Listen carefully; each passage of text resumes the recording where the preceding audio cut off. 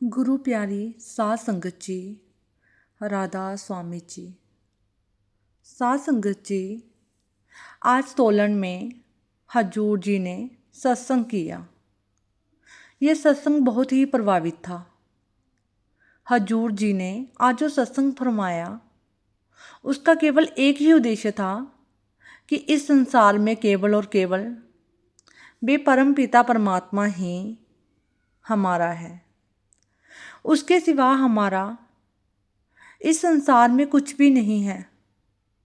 जो हमें अपने आसपास जो रिश्ते नाते दिखाई देते हैं, वह चाहे कोई भी हो, हर रिश्ता किसी न किसी गरज के ऊपर निर्भर होता है। हजूर जी ने आज इसी हकीकत को संगत के समक्ष पेश किया। हजूर जी ने सत्संग के दौरान बानी ली थी, मित्र तेरा कोई नहीं इन संगियन में, तू क्यों पड़ा इन ठगियन में, तू क्यों पड़ा इन ठगियन में। हजूर जी ने इस बानी के तहत ये समझाया कि हमारी ज़िंदगी असल में बनावटी है। इस झूठी ज़िंदगी को सब कुछ मानकर बैठे हुए हैं और हर चीज़ को इसी के लिए कुर्बान करते जा रहे हैं। लेकिन सच्चाई तो सिर्फ उस मालिक के नाम में छुपी हुई है। हजूर जी ने एक और गहरी बात कही, जैसा कि बड़े हजूर महाराज जी फरमाया करते थे कि जब हम छोटे थे तो मोहल्लों और गलियों में दोस्त बनते थे, फिर जब स्कूल या कॉलेज जाते हैं तब भी दोस्त बनते हैं, मगर जब ज़रूरत आती है, तकलीफ़ का वक़्त आता है या फिर मौत सामने खड़ी होती है, तब ये सारे दोस्त, सारे यार किसी काम के नहीं रहते। उस वक्त अगर कोई साथ देता है तो वह सिर्फ हमारा सच्चा दोस्त मालिक ही होता है। इसलिए मेरा मानना है कि सच्चा साथी वही है कि जो ज़रूरत के समय हमारा साथ दे, और वही मालिक और वही रब, वही परमात्मा हमारा सच्चा मीत है। हजूर जी ने आगे एक और बात फरमाई कि दुनिया के हर काम को करने के लिए हमें एक गुरु की अर्थात एक टीचर की ज़रूरत पड़ती है। चाहे वो स्कूल हो, खेल हो या कोई भी काम हो, हर जगह हमें कोई ना कोई रहबर चाहिए होता है। ठीक उसी तरह जब बात आत्मा के सफ़र की आती है, जब बात परमात्मा की आती है, तो वहाँ भी बिना गुरु के एक कदम भी आगे बढ़ना नामुमकिन हो जाता है, क्योंकि गुरु के बिना हम एक कदम भी आगे नहीं बढ़ सकते। गुरु ही हमें जीवन का असली राह और असली मकसद बताता है। हजूर जी ने बिल्कुल बड़े हजूर महाराज की तरह फरमाया, आसा पर्वत जेड़िया मोह दड़ावा हेट।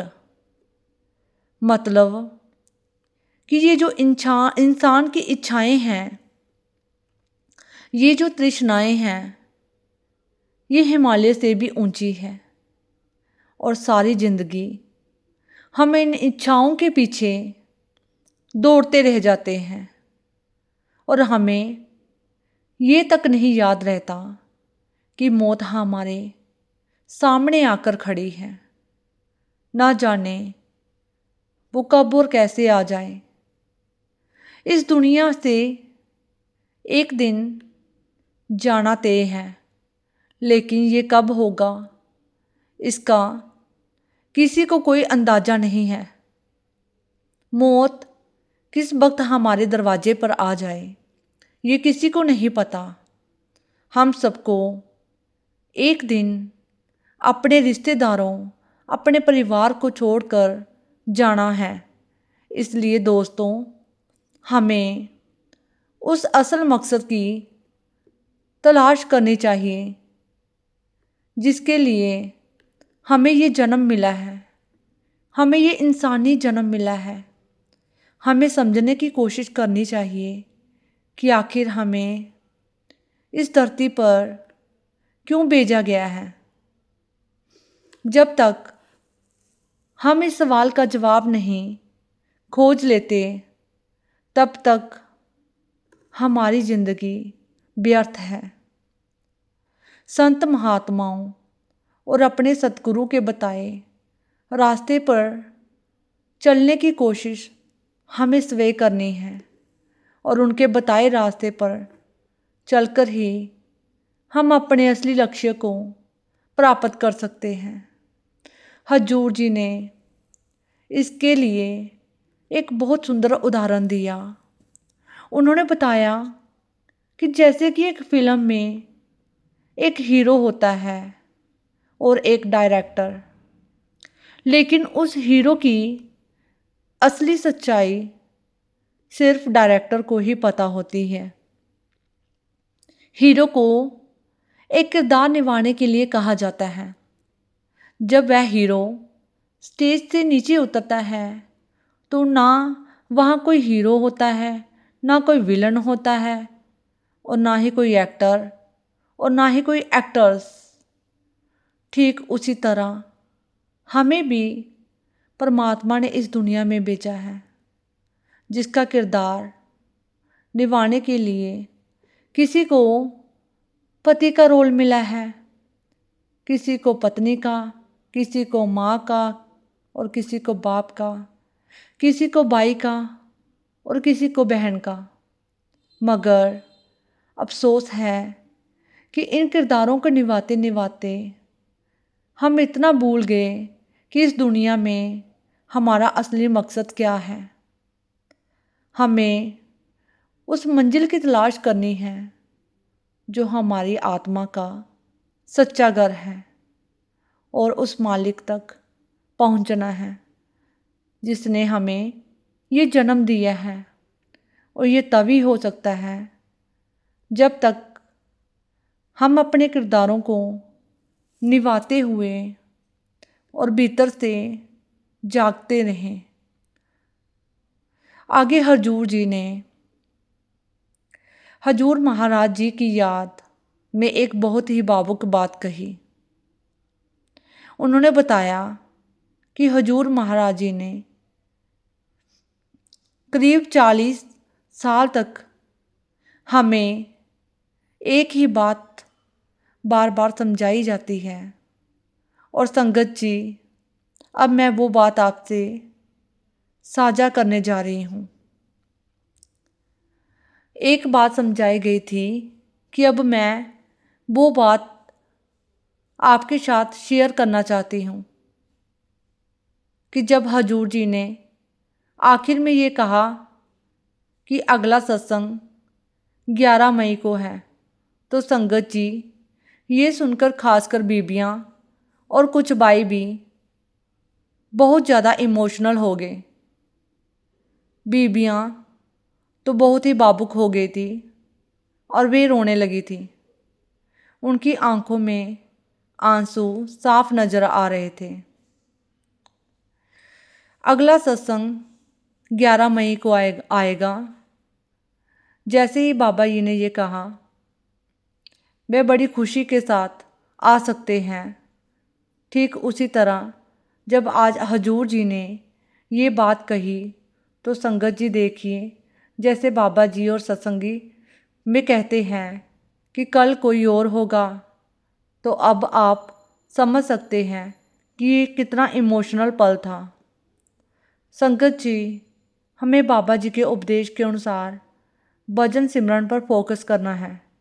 और उन संगत की बीवियाँ बहुत दुखी थी, क्योंकि बाबा जी कहते हैं, आज हजूर जी भी कह रहे हैं कि हमें इस बात का अंदाज़ा हो सकता है कि संगत जी, आप सोचिए कि अगर आप वहाँ होते तो आप भी कितने ज़्यादा भावुक होते। संगत भी कम थी, बस सामान्य ही थी। आज तो ये भी पता नहीं था कि हजूर जी सत्संग करेंगे। फिर हजूर जी ने कहा कि कम से कम हम 2 घंटे भजन सिमरन जरूर करें, जो हजूर महाराज जी का आदेश है, जो बाबा जी का आदेश है। हमें पूरे दिन कम से कम 2 घंटे उनकी याद में बैठना है। हमें सब अपने सारे काम कर लेते हैं, लेकिन जब भजन सिमरन की बात आती है तो हम टाल देते हैं। अगला महत्वपूर्ण बिंदु, हजूर जी ने प्यार से के बारे में कहा कि प्यार में केवल एक ही चीज़ होती है, कुर्बानी। प्यार में कोई लेना देना नहीं होता। फिर हजूर जी ने बताया कि उम्मीद किससे आती है? उम्मीद मोह से आती है। जब हम किसी से उम्मीद लगाते हैं, जब हम किसी के साथ मोह लगाते हैं तो हमें उम्मीदें लगने लगती हैं, लेकिन जब वे हमारी उम्मीदों पर खरे नहीं उतरते, जब हमारी अपेक्षाएं पूरी नहीं होती तो हमारा मन क्रोध करने लगता है। फिर इसका क्या फ़ायदा? अगर आज के हालात को देखें तो हमारे अंदर सबसे बड़ा अहंकार है, ईगो बहुत बड़ा है, पदों और रुतबों का भी अहंकार है।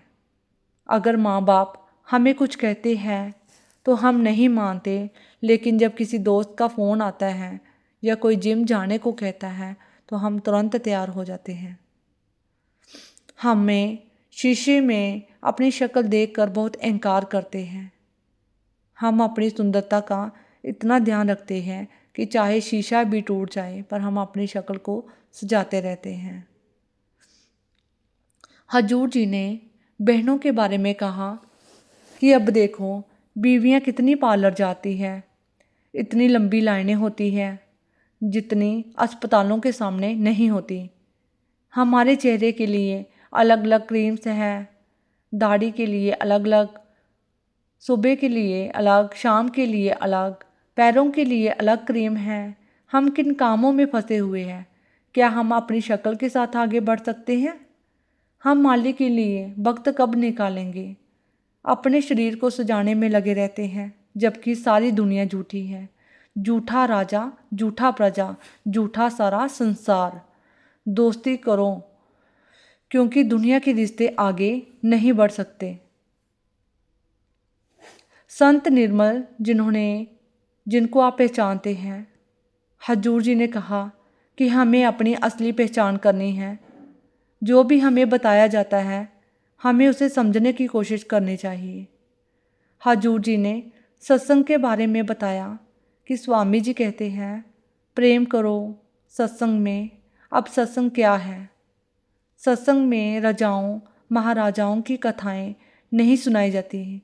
हम सोचते हैं कि सत्संग में कोई दया होगी, कोई चमत्कार होगा, कोई करामात होगी। ये हमारी गलत फहमी है। संत और महात्मा हमें अपनी ज़िंदगी का सार हमें समझाने की कोशिश करते हैं, हमारे सामने रखते हैं। फिर संगत जी, हजूर जी ने ये भी कहा कि सेंटर्स पर हम सत्संग सुनते जाते हैं तो हम ठीक 9 बजे पहुंचते हैं, लेकिन हम ऐसा करते हैं जैसा कि हमें सत्संग करवाने वाले को सत्संग सुनाना है और सत्संग करने वाले को हमसे सत्संग सुनना है। अगर हमें किसी मीटिंग में जाना हो तो हम समय से पहले पहुंच जाते हैं ताकि मीटिंग ठीक से हो सके और माहौल बना रहे, लेकिन सत्संग पर हम ठीक समय पर पहुंचते हैं। जब मैं सत्संग के अंदर पहुंचता हूं तो मैं समझता हूं कि यही सत्संग हमारे लिए सबसे ज़्यादा ज़रूरी होता है। फिर जब मैं मीटिंग से वापस आती हूं तो उस मीटिंग में जो बातें कही गई हैं मैं उन पर अमल करने की पूरी कोशिश करती हूँ। वैसे ही जो सत्संग आता है वे हमारे लिए बहुत बड़ी सौभाग्य की बात होती है, हमें उस पर अमल करना चाहिए। तो संगत जी, हजूर जी ने इसका मतलब ये बताया है कि हमें सत्संग के अंदर में बहुत पहले पहुंचना चाहिए। सत्संग का मतलब है कि हमें आधा घंटे पहले वहाँ पहुँचना चाहिए। इसके बाद उन्होंने ये भी कहा कि सत्संग में आकर हमें कोई बाहरी क्रिया नहीं करनी चाहिए, बल्कि उसे अपने जीवन में उतारना चाहिए।